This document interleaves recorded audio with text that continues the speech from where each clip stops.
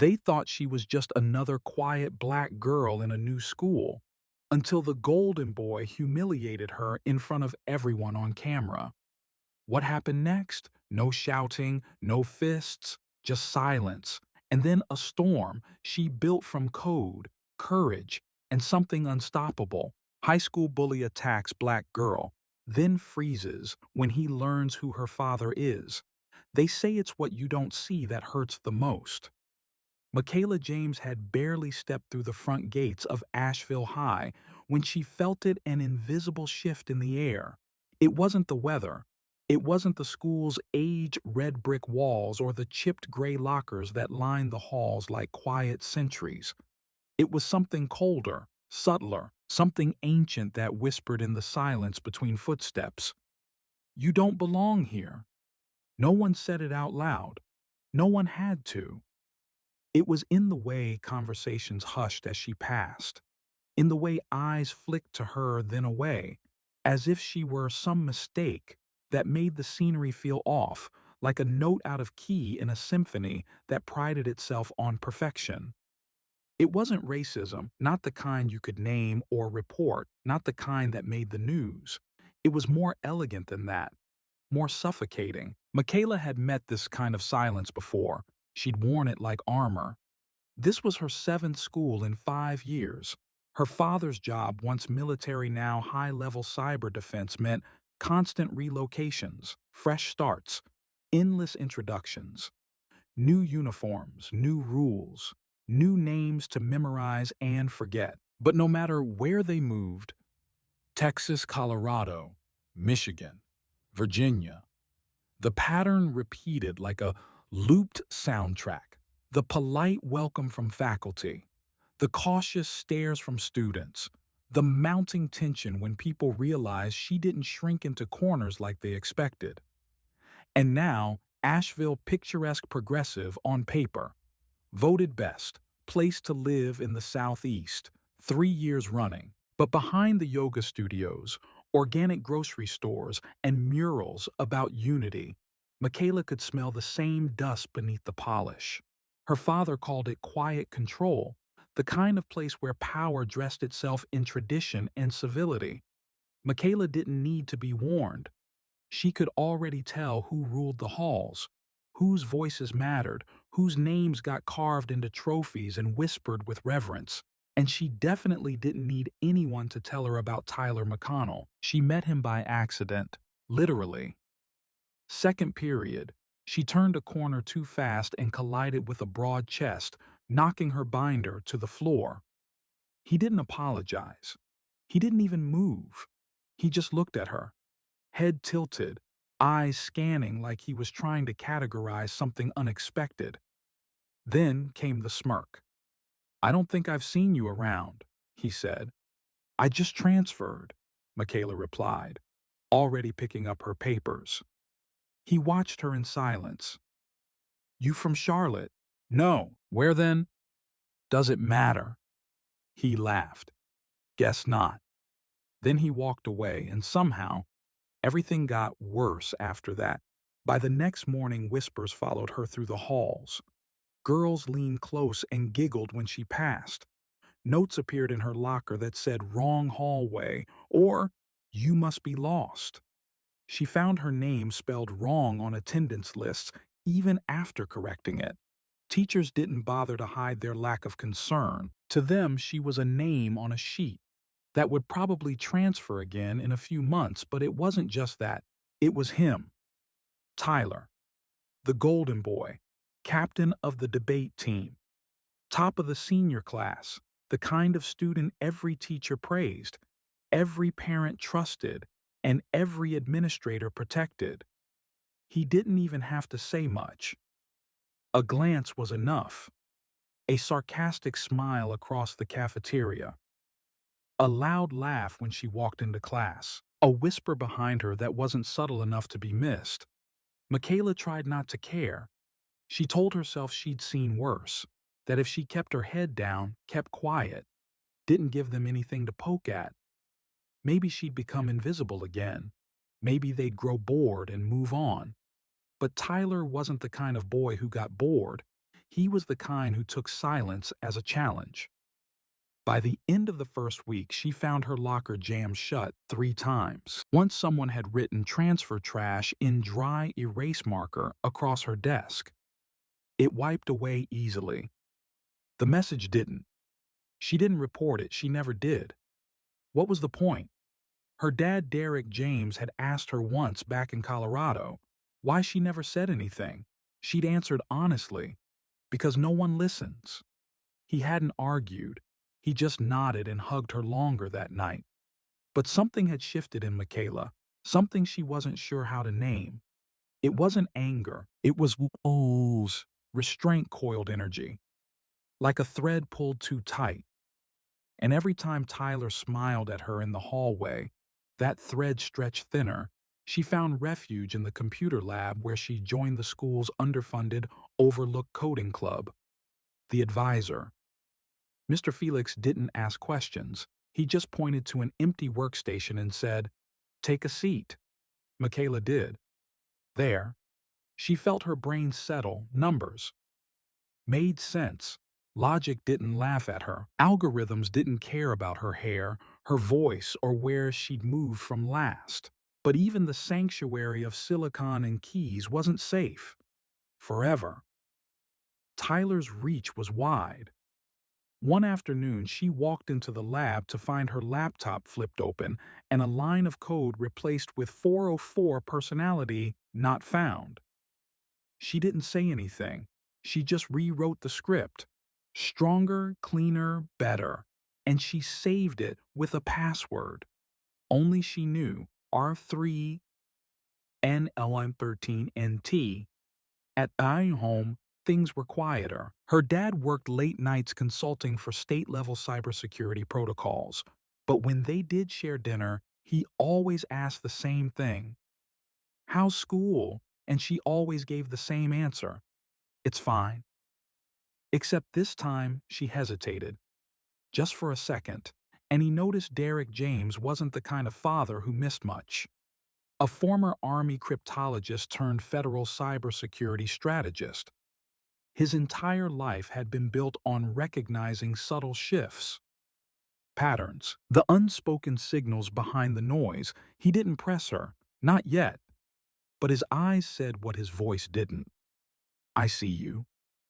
Michaela excused herself early that night, said she had homework, but instead of opening her books, she opened her phone. She created a folder, named it Documentation, and began recording everything: photos, screenshots, voicemails, locker incidents, classroom footage when teachers looked away. She didn't know what she was building, but it felt like protection. And deep down, some part of her already knew this story wasn't going to end in silence.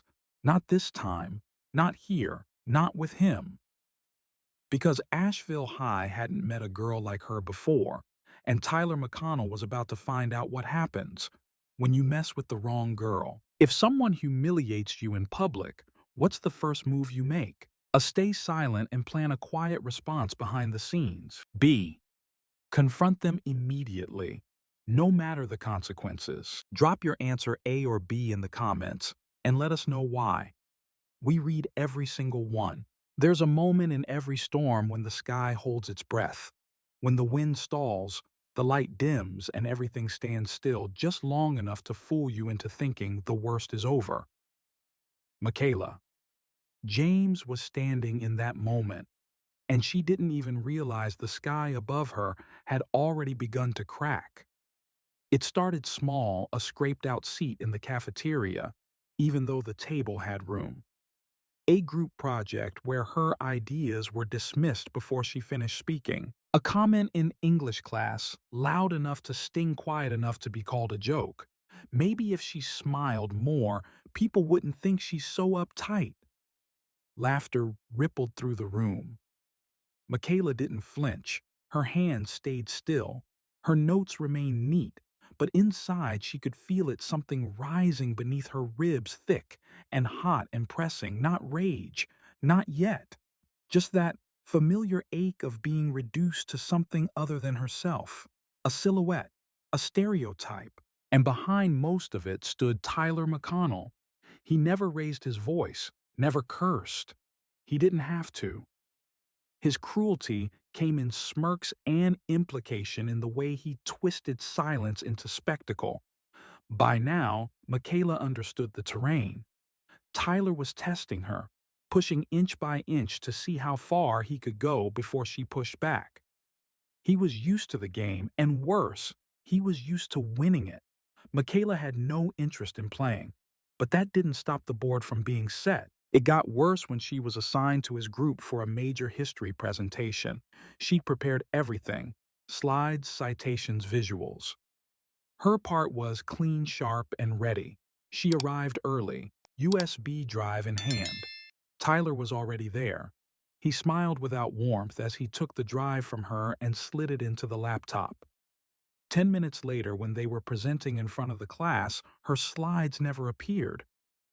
Guess her part didn't save, Tyler said with mock surprise. The teacher raised an eyebrow but said nothing. The class laughed. Michaela sat down without a word. After school, she found her USB drive left on top of her backpack, bent slightly at the end, just enough to ensure data corruption. That night, her hoodie still carried the faint scent of cafeteria grease and dry marker ink. She walked into the kitchen, tossed her bag against the chair, and headed straight for the sink. Her hands moved on autopilot, washing the same glass 3 times over. Derek James stood in the doorway, his uniform half-button coffee mug in hand. "You've washed that cup enough to make it see-through," he said softly. Michaela set the glass down. "Sorry, just thinking. You want to talk about it?"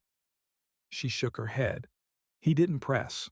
He never did, but when she turned away, his voice followed. "You know, you don't have to earn your place, right? You're already enough." She paused, then nodded. But deep inside, she wasn't so sure. Later that night in her bedroom, she opened the folder on her laptop. Documentation. She added a photo, her broken USB drive, and a note. "History class sabotage." No teacher response. Then she added another folder, this one named Strategy. Not for revenge, for resilience. She started researching school policy on bullying and harassment, compiled screenshots, downloaded backups of her school email. She even started running basic facial recognition scans against hallway security camera screenshots when she could find them online. Just tests, just theory, but it made her feel like she was doing something. Michaela didn't just want to endure this school, she wanted to survive it on her terms. Still, Tyler wasn't done.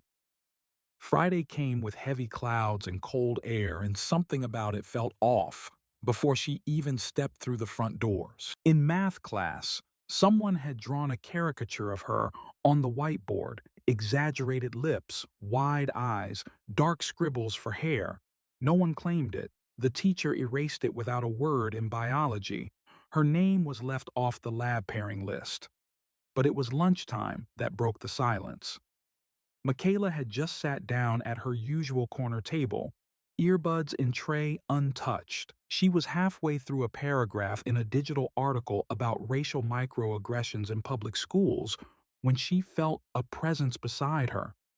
She didn't have to look up. "Still eating alone," Tyler said. She didn't respond. "I mean, I get it. People don't exactly flock to arrogance." He said it with a smile, like it was flirtation, like it was fun. Behind him, Liam and Chase stood watching, laughing under their breath. Michaela stared straight ahead. She took a deep breath and reached for her fork. Tyler moved faster. In one swift motion, he grabbed her tray and flipped it. Mashed potatoes splattered across her sweater. Milk poured over the edge of the table, pooling on the floor. The cafeteria went silent. Gasps, snickers. The sound of someone filming. Michaela stood, not with anger, with purpose. She grabbed a napkin, wiped her hands calmly, and began collecting the food without a word. "Oops," Tyler said. Didn't see it there. Michaela didn't look at him, but her silence wasn't weakness anymore. It was calculation. When she turned to leave, he stepped in front of her again. Hey, he said, I'm just trying to help you fit in. You're making it hard. She looked up at him. Then, steady, controlled. Move. The word landed like a brick. Tyler hesitated just long enough for the room to feel the shift. Before he could answer, a voice rang out from the entrance. Miss James, please come with me. Vice Principal Rollins. His jaw-tight eyes flicking from the tray on the ground to Tyler's smug expression. Michaela followed him without a sound, and for the first time, Tyler didn't look so sure of himself. In the main office, she sat in silence while Rollins reviewed a few notes on his screen. I'm told there was an incident in the cafeteria, he said. Michaela waited. Would you like to explain what happened? She considered her words carefully. I'd like to wait until my father arrives. Rollins raised his eyebrows. That won't be necessary. We just need a brief account. My father's on my emergency contact list. Call him? He stared at her for a long moment, then picked up the phone. When Derek James arrived 20 minutes later in a crisp navy blazer over his collared shirt and badge clipped to his belt, everything in the room shifted. He didn't yell. He didn't accuse. He sat beside his daughter and looked Rollins in the eye. My daughter was assaulted during lunch. Do you have security footage? Rollins blinked. Mr. James, I wouldn't categorize. Do you have the footage? I believe so. Yes. Then pull it. Rollins hesitated. Derek leaned forward. This school has a history of covering up harassment. I've been compiling records for weeks. Every note, every comment, every missed assignment that somehow became a public performance, and every failure of staff to intervene. Michaela looked at her father, shocked. He'd known. He didn't look at her, just kept speaking. My daughter didn't ask for special treatment. She asked for peace. You didn't give her that. Now I'm here to ensure it's never denied again. Rollins swallowed. I'll pull the footage now. Michaela said nothing. Her father reached over and placed a hand gently on hers, and in that moment she felt something click, something shift. This wasn't just about standing up. It was about being seen, not as a problem, not as a stereotype, but as someone worth protecting, as someone who deserved to exist fully. She still didn't know what would happen next. She didn't know if Tyler would face real consequences or if the system would do what it always did, protect the golden boys. But she knew one thing for sure. She wasn't invisible anymore. And this wasn't over. Not by a long shot. There's a difference between silence and stillness. Michaela James had lived in silence. For weeks she had worn it like a second skin, tight, protective, and necessary. But now something inside her had gone still, not frozen, not defeated, just measured. The kind of stillness that comes before impact. After the cafeteria incident, after her father's unexpected arrival at the school, things didn't explode, not yet. What came first was the uneasy quiet, the way staff looked away faster than before, the way students whispered, "That's her," just loud enough to remind her that she had become the story whether she asked for it or not. She knew how rumors worked. She also knew what power looked like when it was scared. But Tyler McConnell wasn't scared. He was angry. It showed in the small things. How he slammed his locker door harder than usual. How he avoided looking at her, but always stood just close enough to be seen. How his friends Liam Chase and the others grew more silent around him as if they weren't sure whether to follow or flee. But it wasn't over. Michaela had filed the formal complaint with the school's administration, and her father had provided a detailed packet of documentation. Security footage was reviewed. Statements were gathered. But Asheville High wasn't built to hold boys like Tyler accountable. It was built to protect them subtly, discreetly, with phrases like, "We'll handle it internally," and "Let's not disrupt his academic future." So nothing happened. Not really. No suspension, no apology from the school, no changes in policy. Only a note sent home stating that the school was looking into the matter. That was it. Michaela had never expected justice, but the absence of it still stung. Her father, Derek, didn't storm the gates. He didn't threaten lawsuits. He simply waited and watched and listened. When Michaela came home with shoulders tenser than the day before, one night as she stood in the kitchen staring into the refrigerator, Derek asked her, "You still coding?" She nodded. "What are you working on?" Michaela hesitated. Then she pulled out her laptop and turned it toward him.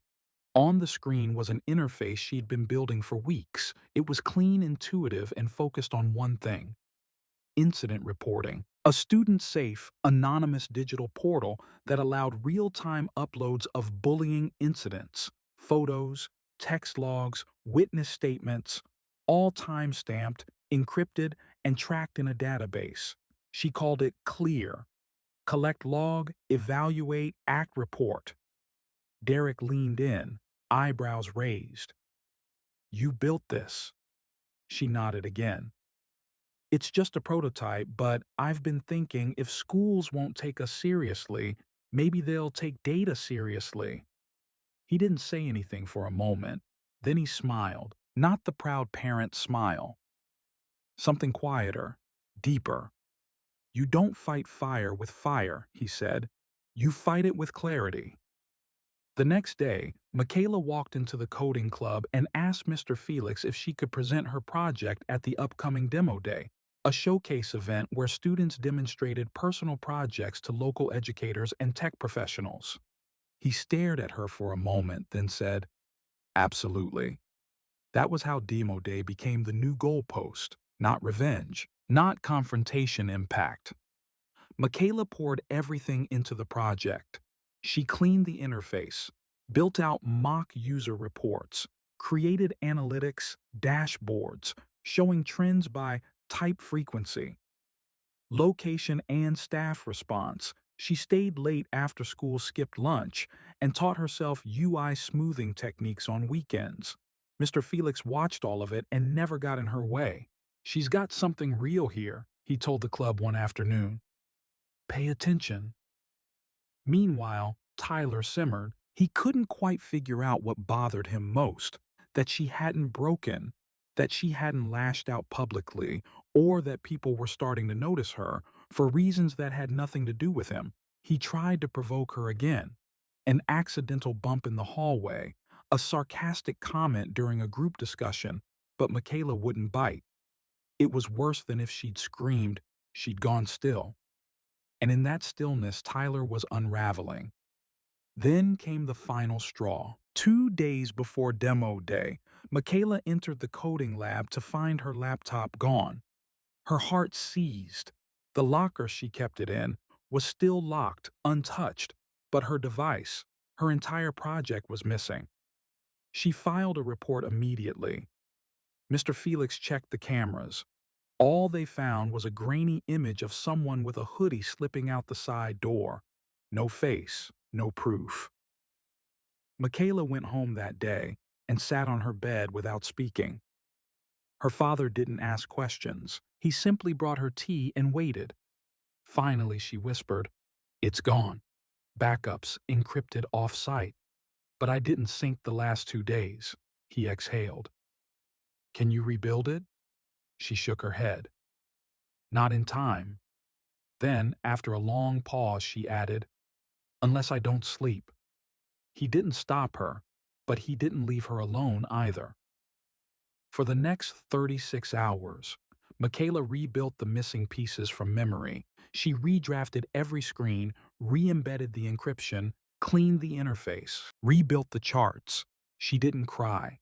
She didn't scream. She just typed fingers, blistered, eyes red, breath slow. By the time demo day arrived, she had a prototype again. Not perfect, but ready. The auditorium was half full when she stepped onto the stage. Her name had been announced like all the others. Michaela James Sr. Asheville High, presenting Clear.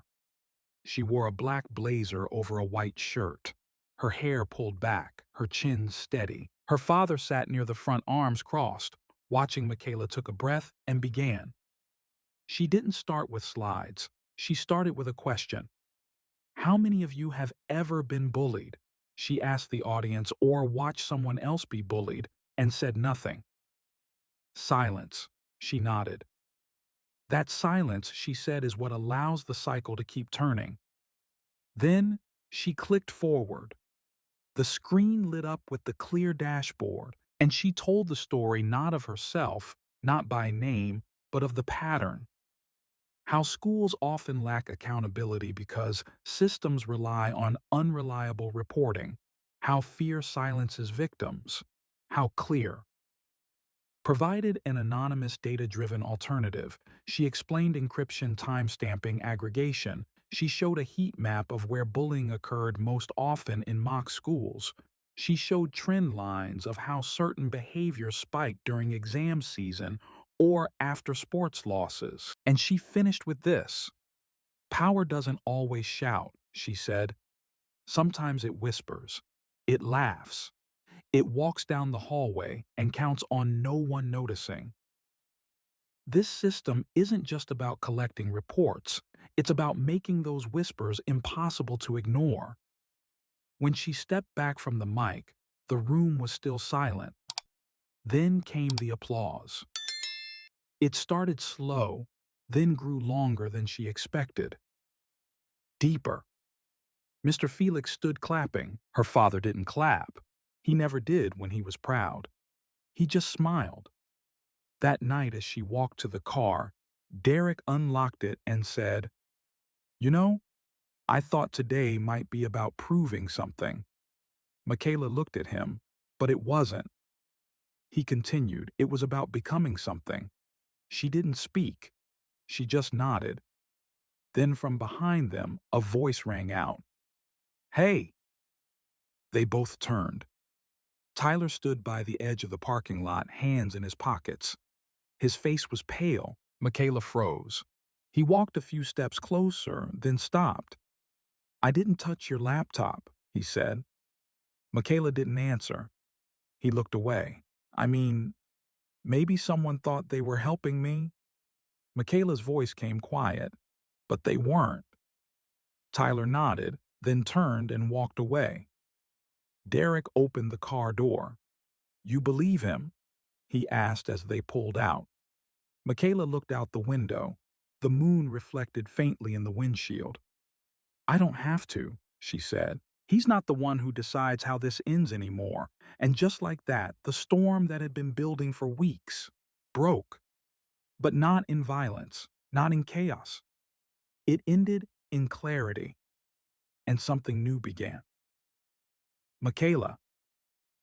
James had stood in the center of a storm and built something out of it, something stronger than silence, something that mattered. Change doesn't come with thunder.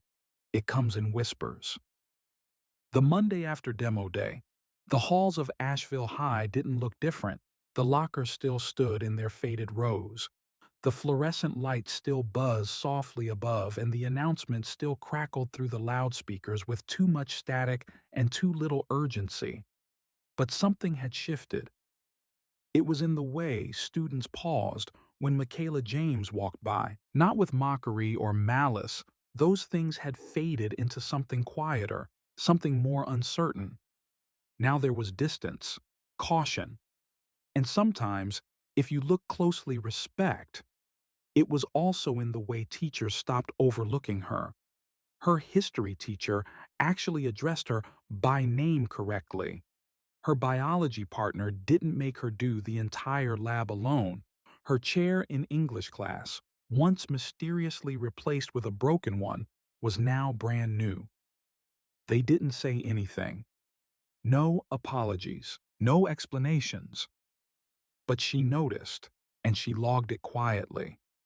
Not in her documentation folder this time, but somewhere more meaningful. Her memory. Tyler McConnell didn't look at her that week. Not once. And that said, more than any confrontation ever could. The fallout of her project of her voice had left cracks in the walls. People had long assumed were indestructible. Clear had gone semi-viral within the district. The night after demo day, a regional education board member tweeted a clip of her presentation with the caption, "Why isn't every school using this?" Within hours, local journalists had reached out. Requests for interviews came through her school email. Her father handled the responses with the same quiet strategy he had used in his professional life for years: never react emotionally, always respond with clarity. Michaela declined most interviews. She didn't want to become a headline. She didn't want her face on a campaign for institutional reform. She just wanted to be a student, free to learn to speak to exist, without fear of being crushed by the weight of someone else's entitlement. But the world doesn't forget when you break its rhythm. By Thursday, the principal, Mr. Cartwright, called her into his office. She entered with her shoulders back, her bag slung over one shoulder and her eyes calm. He stood when she walked in, a courtesy or a calculated move she wasn't sure. "Michaela," he said, gesturing to the chair across from him. "Please sit." She did. "I wanted to speak to you directly," he began, "because I understand there's been a wave of attention following your presentation." She waited. "I want you to know first and foremost that we at Asheville High support our students, and we're proud of your innovation." "Thank you," she said flatly. He leaned forward. "That said, some parents have expressed concerns. Privacy, potential misuse, defamation, things like that." She blinked slowly. "I built Clear to report truth," she said. "If the truth makes people uncomfortable, that's not a tech issue. That's a reflection issue." Mr. Cartwright gave a tight smile. "Be that as it may, we're considering boundaries on future demonstrations that involve internal data or student behavior, for liability reasons." Michaela stood. "So long as students are unsafe," she said, "I'll keep building solutions, boundaries or not." He didn't stop her as she walked out.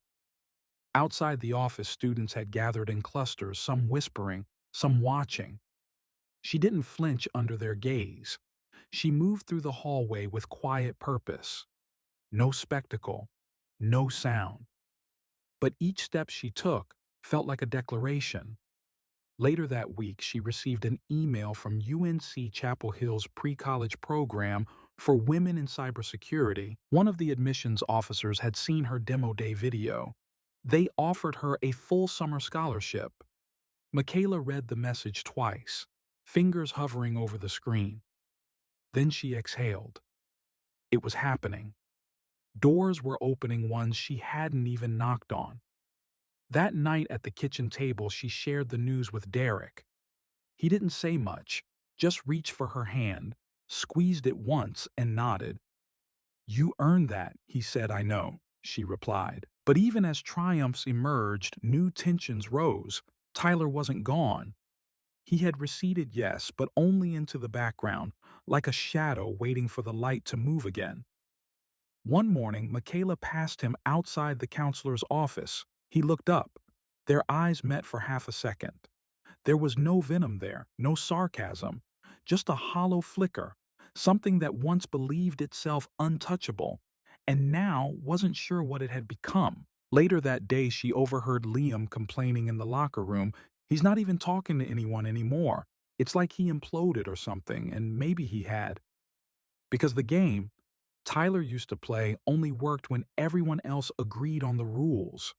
Michaela had changed the game and no one wanted to go back to the old one. At lunch, she started getting quiet invitations. A girl from her English class asked if she wanted to sit together. A boy from the coding club asked if she'd help him with a new project. Even Jamie, the student podcast host, approached her again. "People are listening now," he said. "We're doing a segment on digital activism." You in? Michaela paused, then nodded. When the segment aired that Friday, it wasn't about Tyler. It wasn't even about Clear. It was about the quiet revolution that happens when one student refuses to back down. She didn't shout, Jamie said in the closing monologue. She didn't throw fists. She built something, and somehow that was louder. The episode was shared over 300 times within the school's internal network. Teachers mentioned it in class. Parents discussed it in PTA meetings. One district official even emailed Mr. Felix to ask if Michaela could consult on tech integration for middle schools, but the moment that meant the most came from someone who hadn't spoken to her at all until now. Elena Cho, a sophomore, quiet, always wore her hood up, kept her books in her arms close to her chest. She found Michaela in the library. "I saw your project," she whispered. "The app, the podcast, everything." Michaela nodded, unsure what to say. Then Elena said something. Michaela would never forget. "He used to follow me in the halls," she said. "Tyler, sophomore year, said things I never told anyone." A pause.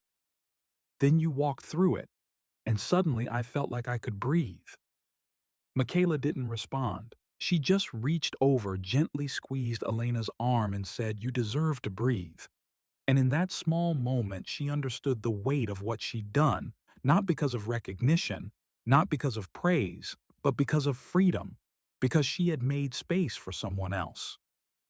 That weekend, she was invited to speak on a student panel at the State Conference for Equity in Education. She prepared carefully, spending hours rewriting her story, not as a sequence of attacks, but as a map of transformation. She titled it, "Still Standing, Building Peace in Places That Don't Expect You to Exist."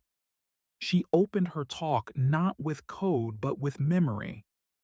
She told them about walking into Asheville High and feeling the silence, about carrying her lunch tray alone, about flipping the script, not with fists, but with design data and discipline. And she ended it with one sentence: "You don't have to be loud to make noise." The auditorium was quiet at first. Then came a standing ovation. Her father watched from the back row, not clapping, just standing, hands in his pockets, heart in his throat. Afterward, as they walked to the car, he said, "You didn't just rise. Michaela, you brought others with you." She smiled, because maybe that was the point all along. Not just to fight for yourself, but to build something that lasted so no one else had to fight the same battles alone. By the final weeks of school, Asheville High felt both unchanged and completely transformed. The halls still buzzed with last-minute test anxiety and locker chatter. The same vending machine down the science wing still jammed every third dollar bill. The front lawn still bloomed too late for most students to care. But beneath the ordinary routines was a new current, a quiet hum of shifted awareness. Michaela James felt it not in applause or public statements, but in the space that now existed around her space she hadn't been given before. She no longer walked with her shoulders tucked or her eyes fixed ahead. She moved through the building like someone who knew her place wasn't up for debate anymore. After everything that had happened, after the silence, the sabotage, the humiliation, the project, the speech, the ripple, Michaela had expected to feel triumphant or maybe relieved. But what she actually felt was simpler, settled, not because the world had changed dramatically, but because she had, and nothing, not even the institutions that once tried to shrink her, could undo that. Tyler McConnell hadn't spoken to her since demo day. There were whispers that he was skipping classes, that his parents were pulling strings to get him out of disciplinary action. There was talk about a transfer, even about private therapy. Michaela didn't keep track. She had long since realized that her healing didn't require his collapse. Her growth had never been about revenge. It had always been about release. One afternoon, she found herself alone in the tech lab, staring at her laptop as the spring sun filtered in through dusty blinds. Clear had launched at its third pilot school the week before feedback was pouring in from administrators and students alike. Some skeptical, others deeply moved. Mr. Felix had nominated her for a National Youth Innovation Award. A guidance counselor she barely knew had asked her to mentor two freshmen who wanted to start a Girls in STEM club. Michaela should have been excited, and she was. But beneath the accomplishments was something deeper, the awareness that success wasn't the reward. It was the evidence that she had survived something meant to unmake her and come out of it intact even more fully herself. The final assembly before graduation was held in the gymnasium. Rows of students sat shoulder to shoulder on fold-out chairs, some half listening to speeches, others whispering about summer. Michaela sat in the middle row, one foot resting against her backpack, her fingers fidgeting with a rubber bracelet from a hackathon months ago. Principal Cartwright took the podium, reading off a list of student recognitions: athletic awards, community service, academic scholarships. Then a pause. "There's one more name I want to highlight," he said. "A student who reminded all of us that change doesn't begin with permission. It begins with courage." The room quieted. Michaela looked up. "I'm proud to recognize Michaela James," he continued, "whose independent work on student safety, digital reporting, and peer advocacy has left a lasting legacy, not just here, but beyond these walls." A few students clapped. Mr. Felix stood. A couple of teachers followed, and then the rest of the room, slowly but clearly, joined in. Michaela didn't stand. She didn't bow or wave. She just nodded once, quietly absorbing it. She didn't need the moment, but she accepted it later. As she made her way down the hall, someone called her name. She turned to see Elena Cho jogging toward her, holding something in her hand, a notebook. "I wanted to show you something," Elena said. "For a while, I've been journaling about what happened to you, to me. Just thoughts, things I didn't know how to say." She handed Michaela the notebook. The first page had a single line: "You reminded me I'm allowed to take up space." Michaela's chest tightened. She blinked fast. "I didn't do anything for praise," she said, almost apologetically. "I know," Elena replied. "That's why it mattered." They stood there for a moment in the middle of an otherwise empty hallway surrounded by lockers and shadows and echoes. Then Elena walked away. Michaela placed the notebook gently in her backpack like it was made of something sacred. Graduation came with sudden warmth and the smell of cut grass. The ceremony took place on the school's football field. Rows of blue-robed students lined up in the early morning light.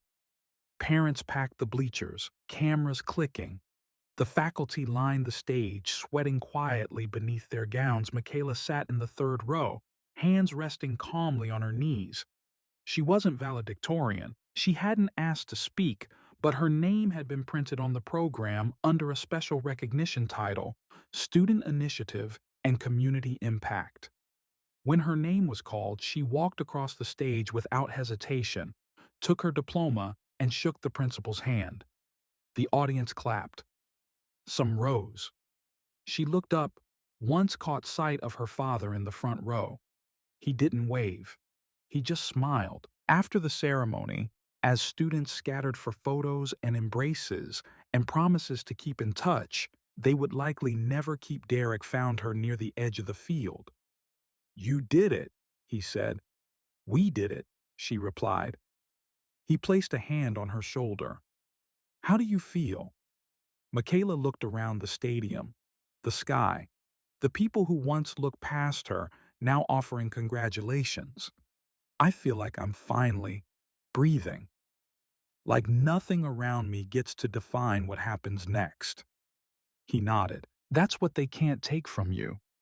They stood together for a while, not rushing to leave, not hurrying into what came next. Just present. Just whole. Later that night at home, Michaela sat at her desk by the window, a breeze coming in through the screen. She opened her laptop. The clear dashboard loaded instantly. Under system messages was a new request from a school in Atlanta asking for a demo. She smiled. She clicked accept. Then, for the first time in weeks, she shut the laptop, closed her eyes, and simply sat. Because there are victories loud enough to shake the room, and there are others. The ones forged in silence, held together by resilience, protected not by walls, but by the quiet certainty of one's worth. Michaela James had walked into a school that tried to erase her, and she didn't just resist, she rewrote the script. And now, no matter where she went, no matter who tried to define her, one truth would remain. They couldn't take away her voice. They couldn't take away her clarity. They couldn't take away the power she had built slowly, deliberately, piece by piece, because she had made it herself, and she had made it unshakable. Michaela James was never looking for a spotlight. When she first walked through the doors of Asheville High, all she wanted was peace. Her life, like many children of police officers, had been filled with transition, new towns, new faces, new rules. And in each place, she learned to navigate the currents of social dynamics with caution and quiet strength. But Asheville was different. It wasn't just the cold stares or the whispered judgments. It was the way the institution itself, the very school that was supposed to protect and uplift its students, had become a passive accomplice to cruelty.